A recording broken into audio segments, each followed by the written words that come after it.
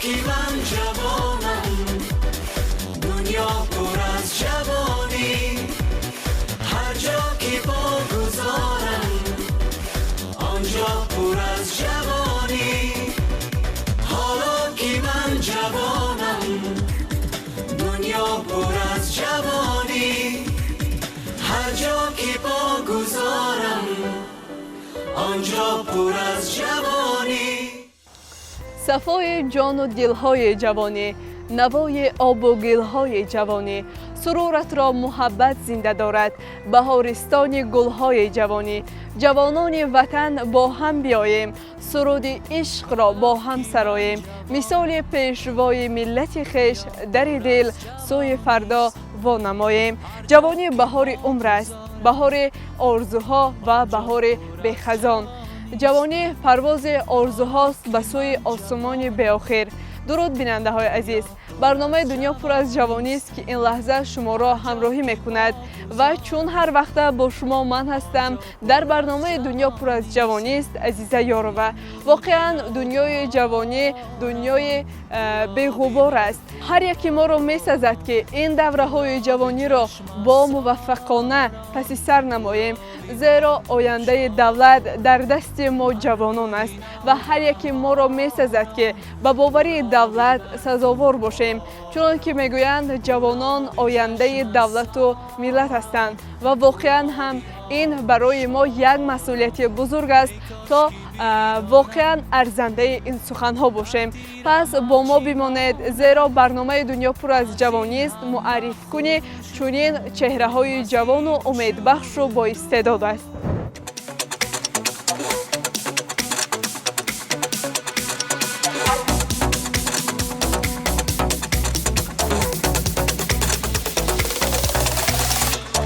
تیکی ساعتی دیوار، من از تو میرم ایار، فرجامی عشقی مادرا به خاطر دلم نیار، فرجامی عشقی مادرا به خاطر دلم نیار.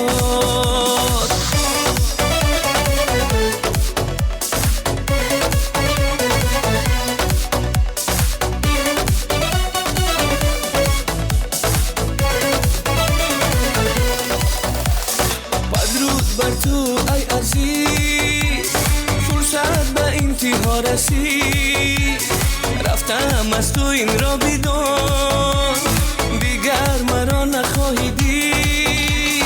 بدرود بر تو ای عزیز فرصت انتها رسید، رفتم از تو این را بدان دیگر مرا نخواهی دید.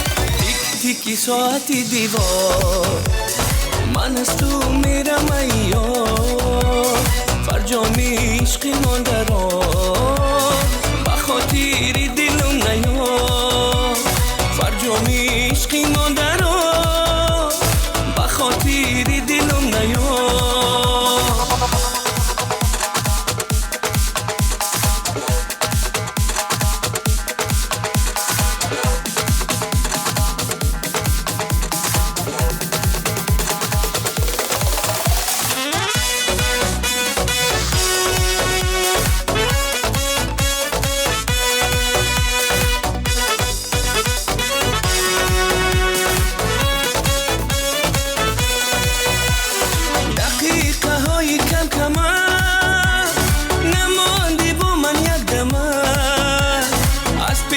خاطرت پرید مهرم مثالی شو پرد، دقیقه های کم کمت نماندی با من یک دمت، از پیش خاطرت پرید عشقم مثالی شو پرد، عشقم مثالی شو پرد. تیکی ساعتی دیوار، من از تو میرم ایار، فرجامی عشقی مادرا به خاطر دلم نیار، فرجامی عشقی مادرا به خاطر دلم نیار. تیک ساعتی دیوار، هر جا که پا گذارم آنجا پر از جوانی. امروز جوانان فعال کشور ما در تمام ساحه‌ها فعالیت میبرند و به واسطه در کنفرانس و سمینارهای با نفوذ بین المللی اشتراک میکنند و قهرمان نوبتی برنامه ما نیز یکی از اشتراک کنندگان و جوانی با استعداد میباشند که امروز در این برنامه حضور دارند. قهرمان برنامه دنیا پر از جوانی هستند امیرجان معین‌زاده. شما را به برنامه دنیا پر از جوانی خوش آمدید میگویم و ناگفته نماند که امروز شما را همچون یک جوان فعال در تمام ولایت سوق میشناسند. السلام علیکم. اظهار مینتداری بیان میکنم به رهبریت شما که امروز برای اشتراک کردن در این برنامه پرنفوذ و که تنها به دستاوردهای جوانان، امکانیت‌ها و تمام فعالیتی که جوانان را در سطح جهان پیامد میکند و آشنایی میگرداند دعوت کردید. اظهار مینتداری بیان میکنم. خوب، پیش از صحبت و اشتراک در برنامه من با شما هم صحبت شدم و شما از دستاوردهایتان گفتید و میخواستم برای بینندگان نیز از دستاوردهای خویش گفته باشید تا منبع الهام آنها گردیده باشید و از شما آنها به خود الهام بگیرند. امکانیت برای جوانان خیلی بسیار است. دورانی که من در مؤسسه تحصیل میکردم از ناحیه دیوشتیج در مؤسسه تحصیلات میانه عمومی رقم 5 که دهه غزنترک تحصیل علم میکردم، من در دل یک آرزو میپروریدم که یک امکانیت های مفید برای جوانان را پیدا کنم و از همه جهت خودم را پیدا کرده باشم، شناس شده باشم و خودم را به جهانیان معرفی کرده باشم. و خدا را شکر میکنم که امروز در تاجیکستان عزیز ما برای ما جوانان برای رشد کردن، علم آموختن، تحصیل ما جوانان تمام امکانیت ها فراهم آورده شده است. و گفتن ممکن است که در وقتی که خواننده صنف ششم بودم در مؤسسه ما برای اشتراک در لایحه بین المللی که از جانب یونیسف برگزار کرده شده بود و لایحه نورسان جوانان برای رشد استوار نام داشت، نمایندگان یونیسف تاجیکستان حضور داشتند، آمدند و به ما معرفی کردند که چگونه جوان میتواند خودش را در لایحه‌های سطحی بین الملل معرفی کرده باشد. این سوالشان و این برآمد آنها برای من یک موتیواسیون شد تا اینکه خودم را در همین سبقت سنجیده باشم. امکانیتی وسیع برایم پیدا شد. از همان لحظه برآمد کردم، رفتم در آسایشگاه بانک ملی جمهوری تاجیکستان که در شهر گلستانی ولایت سوخت قرار دارد. در همانجا در مدت 10 روز ما درس‌های آموزشی گذاشتیم و من در همانجا فهمیدم که تنها تحصیل در مؤسسه میانه این کافی نیست برای رشد و ترقیات جوان. و در همانجا من با چندین جوانهای فعال که از تمام منطقه‌های تاجیکستان جمع آمده بودند شناس شدم. با رقم‌های تلفن عوض کردن در طریق ایما، وایبر، واتساپ و دیگر سامانه‌های اجتماعی که مراجعت مناسبت کردن و صحبت کردن ممکن بود شناس شده عوض کرده و از همان لحظه ها امکانیتی من برای اشتراک در این چهاربینی‌های سطحی بین الملل پیدا شد و دیگر باره گیرنده استیپندی رئیسی ناحیه دیوشتیج گشتم. در خواننده صنف 9 بودند. بعداً به من میسر گردید که همچون یک جوانی فعال که با بهای اعلا تحصیل میکردم گیرنده استیپندی پرزیدنت جمهوری تاجیکستان برای سال خوانشی 2019-2020 گردیده باشم. همزمان میسر گردید که استیپندی رئیس ولایت سوخت را در سال خوانشی 2023-2024 گرفته باشم. برابر آن استیپندی اتفاق کارمندان ساحه معارف را نیز صاحب گردیدم و خوشبخت از آن هستم که سال گذشته با گرفتن استیپندی سطحی بین الملل که برای رشد جوانان از جانب یونسکو و یونیسف در همکاری تقدیم کرده می شود صاحب گردیدم. برایم پسند آمد، خیلی هم خرسند گشتم. باز هم دستاوردهای نوبتی دانشجوی سال 2023 و والنتیاری سال 2021 و غیر از این باز یک چند مراتبه در آزمون‌هایی که از جانب کمیته کار با جوانان و ورزش نزد حکومت جمهوری تاجیکستان در رابطه با ساختار محلی که ریاستی کار با جوانان ورزشی ولایت سوخت فعالیت میبرند در آنجا همکاری میکنم و فعالیت والنتیاری را نیز داشتم. حالا هم دارم و فعالیت میکنیم در تمام آزمون‌های سطحی جمهوریوی، منطقوی، شهری و بین المللی شرکت ورزیده. تمام جایزه هایی که گفتن ممکن است در تاجیکستان هست خدا را شکر میکنیم صاحب گشته ایستاده و آرزو دارم که باز در دیگر چهاربینی هایی که تنها در تاجیکستان بلکه بیرون از آن فعالیت میبرند تشکیل کرده میشن اشتراک کنند و باز ناگفته نمانیم که سالی 2024-2025 در فورومی بین المللی که جوانان حقوق شناس نام دارد و در شهر تاشکند جمهوری ازبکستان برگزار گردیده بود. از دلیگاسیون جمهوری تاجیکستان 16 نفر از دانشگاه دولتی حقوق، بیزنس و سیاسی تاجیکستان ما همچون دانشجو رفته اشتراک کردیم و خرسندانه سزاوار جای یکم گردیدیم. در آنجا نام تاجیکستان را بلند برداشتیم، پرچم تاجیکستان بلند برداشته، سرود ملی که در تمام اشتراکچیان که از 26 دولتی دنیا شرکت ورزیده ایستاده بودند و پرچم تاجیکستان بلند برداشته سرود ملی قرائت کرده شد، یک صدا داده شد. در آنجا یک تاثیراتی عجیب، یک هیجانی که با سخنهای عادی گفتن ناممکن است حس میکنید و باز هم خرسندانه در همین است که هفته گذشته که سنه های 24-28 ماه که در عرفه در بین ماهواره جوانان بخشیده به روز بین المللی فوتبال و ماهواره جوانان کنفرانسی چهارمی سطحی بین الملل آید به 10 ساله عمل آب برای رشد استوار 2018-2026 در شهر دوشنبه که بیش از 135 نمایندگان دولتی دنیا شرکت ورزیدند.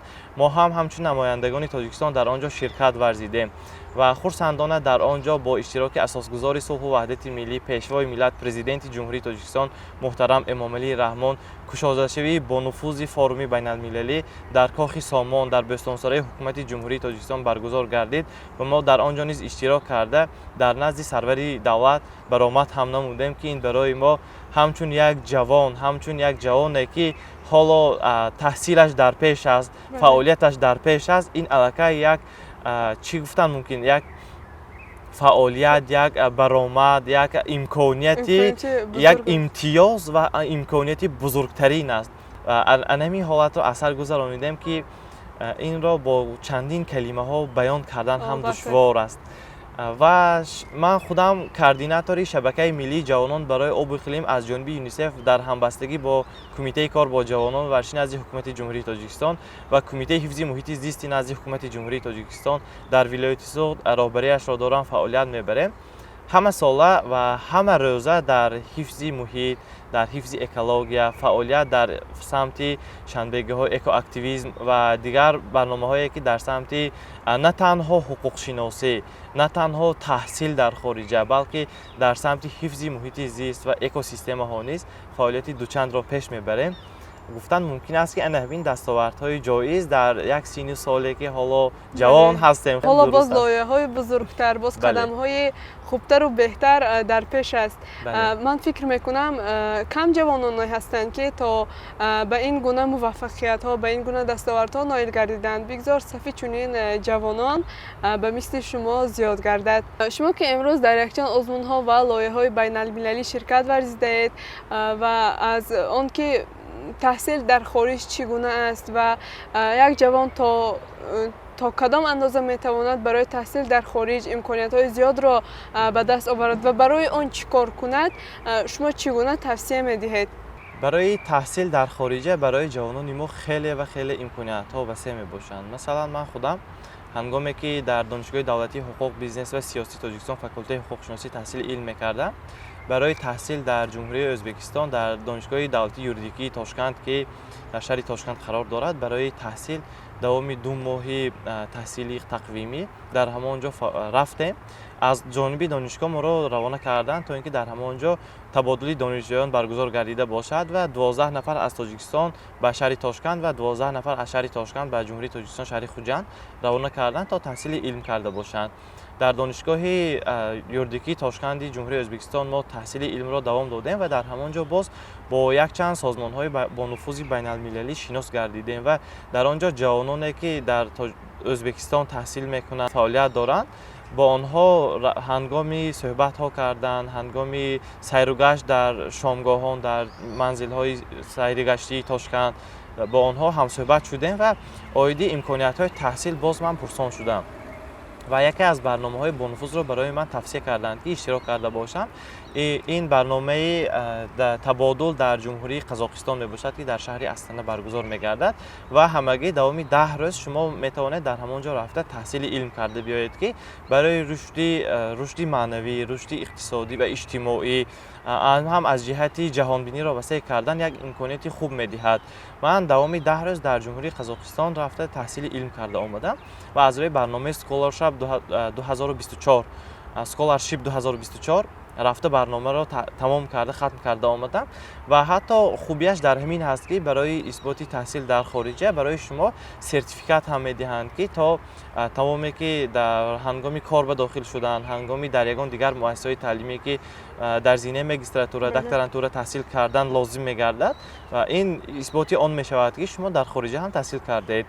و باز در یکی از برنامه‌هایی که در جمهوری خود تاجیکستان کاربری کرده می شود و از جانب ابمن استودنت می از گورنه وسیله ای از گورده در کورسی یکم تحصیل میکردم در دانشگاه و یک جانبی انمین برنامه از جانب یونیسف تشکیل کرده شد و یک دانشجو از جایی که در دهه تحصیل میکند، دانشجو و خواننده مکتب در دهه تحصیل میکند و در شهر تحصیل میکند. من که در همون مورد در شهر تحصیل میکردم میخواستم در دهه های دوردست ولایت هم رفته یک امکانیت ها آنها را دیده آشنا گردیده باشم و همین برنامه را من پیشنهاد کردم و خوشبختانه یک لایحه بزرگ، یک گرانتی مخصوص از جانب سازمان جدا کرده شد که برای اشتراک در همین برنامه تقسیم کردن فعالیت برده باشد. یکی از دهه های دوردستی شهر اسفره به شهر خوجند و من همچون یک جوان به شهر اسفره دوامی یک هفته در مؤسسه آنها، هرچند دانشجو باشم در مؤسسه آنها تحصیل خوانندگان در کالج هایی که در همونجا هست رفته دیدن نموده برای پر آموختن امکانیت ها سفربر کردیم و همین برنامه خوشبختانه به حد خوب گذشت. وقتی که در آنجا من رفتم تحصیلی بعضی جوانان امکانیتش محدود است. خیلی که خودم هم از دهات هستم همون حالت را باز من دوچند حس کردم و قرار دادم که برای جوانان فعال، برای که جوانانی که میخواهند رشد کرده باشند، جوانانی که خودشان از انمی زینه خوردی مؤسسه تا میخواهند دانشجو شوند و دیگر جوانهای هم در برنامه بین‌المللی اشتراک کرده باشند یک پلتفرم را ما تأسیس داده باشیم و در همکاری با یکی از سازمان‌ها از اول بود تشکیلات جمعیتی ابتدا انمی پلتفرم رشد استوار را پیشبری میکرد و در همونجا ما امکانیت تحصیل، نه تنها امکانیت برای تشکیلات‌های جمعیتی بلکه امکانیت‌های تحصیل را نیز در همونجا جای کرده باشیم. در همکاری با انمی تشکیلات جمعیتی ابتدا در پلتفرم رشد استوار طریق تلگرام دریافت کردن ممکن است. در همونجا تحصیل جوانان را در خارج پوبلیکاسیون میکنند، در همونجا نشر میکنند و از همونجا امکانیت‌های وسیع را یافتن ممکن. حاضر خوشنود در همین مورد هستیم که امروز در تاجیکستان در سال 2026 در سال 2027 شبکه ملی جوانان برای آب و اقلیم و در همکاری با تشکیلات جمعیتی ابتدا، یونیسف تاجیکستان، تشکیلات‌های جمعیتی دیگر ما همین برنامه‌ها را پیش برده ایستاده‌ایم و از جوانانی که در وادی زرافشان و ولایت سوخت در ولایت سوخت 18 شهر نایاد تحصیل میکنند، زندگانی میکنند، از این تنها از 18 ساله بالا است تا 30 ساله برای آنها مکتب جوانان برای رشد استوار را پیشبری کرده ایستاده است که سازمان بین‌المللی برای تشکیلات جمعیتی ابتدا مبلغ گذاری کرد و انمی تشکیلات برای تحصیل آنها گرانت های خرد جدا میکند. جوانان دوامی 5 روز یا 6 روز میروند تحصیل میکنند، سسیه های اینتراکتیوی، ترینینگ ها و درس های آموزشی میگذارند از متخصصان صاحب تجربه که الکی در این سمت تجربه بیش از 20 ساله دارند برده درس میگذارند و الکی جوانان در همین سال الکی خودشون همچون یک متخصص شده تیار شده برآمده با جوانانی که الکی در منطقه خودشون در همین دهه ها زندگی میکنند در همون جا رفته درس میگذارند، یگان چاره‌بینی میگذارند و از همه خوبش همین که تشکیلات جمعیتی ابتدا برای آنها با حجم 5000 سومانی یا اینکه $500 آمریکایی مبلغ‌های گرانتی جدا میکنند که تا اینکه همین گونه ایده های خودشان را جالب و پر راه اندازی کرده در همونجا آموزش ها را به راه مانده باشند. خب اینجا از لایحه ها و اشتراک جوانان در چنین برنامه ها را گفتید. میخواستم بدونم که اشتراک در چنین برنامه و لایحه های بین المللی به جوانان چی میدهد، چی امکانیت ها را فراهم میآورد؟ اشتراک جوانان در برنامه‌های بین‌المللی، منطقه‌وی، جمهوریوی برای آنها یک امکانیت‌های خیلی هم جالب به دست آوردنشان ممکن. مثلا ملکه‌های لیدری، ملکه‌های راویگی، اشتراک در برنامه‌های بین‌المللی در سمت تبادل، شناس‌های گوناگون پیدا می‌کنند. از همه خوبش همین که دوستانی بهترین در همونجا پیدا می‌کنند. میگن وقتی تحصیلی مکتب و تحصیلی دانشگاه دوره‌های طلایی است، لیکن من میگم که اگر که هرچند دوره طلایی باشد هم، اگر که در همین برنامه‌ها در چاره‌بینی‌ها اشتراک نکنند، این دوره را یک دوره خشک و خالی گذراندگی هست گویم هم درست می‌شود. چون که ملکه لیدری، ملکه راویگی، ملکه‌های راهبری کننده، شناس‌های بهترین، تفکری انتقادی اقتصادی آنها، جهانبینی آنها باز هم وسیع‌تر می‌گردد. بله. و باز امکانیت‌های نوترین را از دیگرها پیدا کردن می‌گیرد. میگن یک سر خوب است، دو سر از آن هم خوب. در حقیقت من خودم یک تا خوب هستم، لیکن یک چند دوستانی خوب را دارم که آنها همچون جوانانی فعال در تمام منطقه‌های کشور زندگی میکنند، فعالیت میبرند. از آنها من امکانیت‌های نو به نو را دریافت میکنم و خودم هم امکانیت نو را دریافت کنم برای آنها توصیه میدهم که اشتراک کنند. و از همین جهت ما دو کرته و سه کرته امکانیت خودمان را باز هم وسیع‌تر کرده اشتراک در این چاره‌بینی‌ها را باز هم خوبتر و پرتر می‌گردانیم و به جوانان هم توصیه می‌دهم که شناسایی، دوستی، رفاقت بین دیگر جوانان و از دیگر منطقه‌ها را به راه مانند تا اینکه از همین گونه امکانیت‌های خوب بهره بر گردند. خیلی درست قید کرده. بگذار کل جوانان به مانند شما باشند و پیراه خویش را دریابند و برای آینده خود، برای پیشرفت خود سهم گذارند، بکوشند، قدم‌های موفقانه گذارند. خب چون برنامه دنیا پر از جوانی است و ما هر بار در برنامه به مثل خوشه از هر گوشه را جمع میکنیم، یکی میسراید، دیگر اشتراکچی آزمون‌های جمهوریوی است و امروز خود شما نیست که در این برنامه اشتراک کرده ایستاده اید، یکی از جوانان موفق میباشید. پس به کل جوانانی که این لحظه ما را تماشا دارند، به بینندگان و مخلصان برنامه دنیا پر از جوانی است، چی گفتنی دارید و البته از هدف‌ها و مقصدهای آینده خویش نیز با ما گفته باشید. خوب، تشکر زیاد. من تنها همین را گفته میتوانم که باید همه وقت فرق ندارد شما چند ساله هستید، شما جوان هستید، پیر هستید، فرق ندارد. از 7 ساله تا 70 ساله همه جوان حساب میکنم و باید تنها علم آموخت. هر کجای روید، از هر کسی نباشد، یک سخنی خوب شنوید هم این برای شما الکی یک درس زندگی میگردد و باید دوست باشد، اتفاق باشد، همه وقت زندگی خود را باید به پیش برید. پیشوای ملت میگن در کجای رفتید نرفتید شما باید نامبرداری ملت باشید. در منطقه، در شهر شما نامبرداری عائله خودتان هستید. در وقتی که سطح جمهوری اشتراک میکنید یک نامی مملکت یعنی تاجیکستان عزیز را شما پیش میبرید و وقتی که شما نه تنها در داخل منطقه بلکه بیرون از آن در سطح بین الملل اشتراک میکنید، شما نام تاجیکستان را پیش میبردارید، پرچم برداری تاجیک هستید و شما را در کجای نبینند تاجیک میگویند و باید از این افتخار کنید. من هم میگم که شما از تاجیک و تاجیکستانی بودنتان افتخار کنید، کوشش کنید، آموزید و همه وقت در راه زندگی موفق باشید. و از نقشه های آینده خودم همین است که ماه آینده نصیب ما به جمهوری ازبکستان سفر داریم به شهر تاشکند برای اشتراک در کنفرانسی سطحی بین المللی سازمان همکاری های شانگهای که بخشیده به سال جوانان و اقتدار نیروی جوانی برگزار کرده می شود. اشتراک کردن در همانجا سفربر کرده می شود و در همانجا اشتراک می. خیلی نقشه آینده بسیار هستند و لیکن آینده نزدیکش را گفتم همین است.